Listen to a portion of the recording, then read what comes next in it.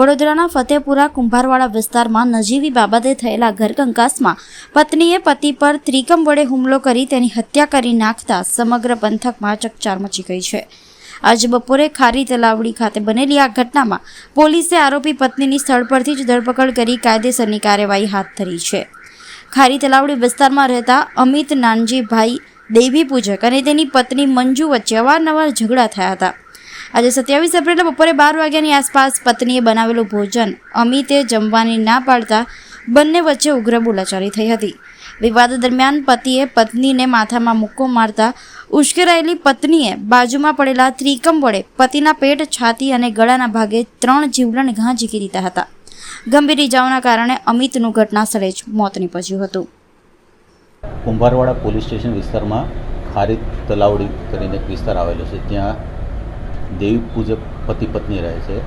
આજરોજ બપોરે 12 વાગ્યાના અરસામાં પતિ પત્ની ને જમવા બાબતે તકરાર થતાં પતિએ તેને કંઈ પત્નીને કપાળના ભાગે કંઈ મારેલું અને આવેશમાં આવી અને પત્નીએ તેને ત્રિકમના ઘા મારી દીધા પોતાના પતિને.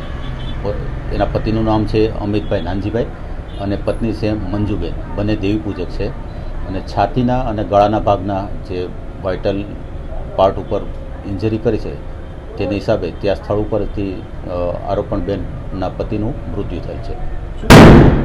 શું કારણ આવ્યું છે? કારણમાં એવું કહે છે કે બપોરનું જમવાનું તૈયાર થયું હતું અને એની પત્ની દેવા ગઈ એટલે પતિએ ના પાડી કે મારે નથી જમવું. તો પત્નીનો આગ્રહ હતો કે તમારે જમવું પડશે. આ બાબતે આ બંને વચ્ચે રકઝક થઈને તકરારના હિસાબે આવેશમાં આવીને તેની પત્નીએ ત્રિકમ વતી છાતીના અને ગળાના ભાગે હથિયારથી ઈજા પહોંચાડી. બંને છૂટક મજૂરી કરે છે. બંનેને 2 નાના સંતાનો છે, દીકરીઓ છે, એક 10 વર્ષની, એક 7 વર્ષની છે. મરણ જનારની ઉંમર 30ની આસપાસ છે અને મારનાર જે તેની પત્ની છે તેની ઉંમર 26, 27 કે 28 વર્ષની છે. હા, આરોપણ બેન સ્થળ ઉપર જ હાજર હતા અને તેને અત્યારે પોલીસે પોતાના કબજામાં લીધેલ છે.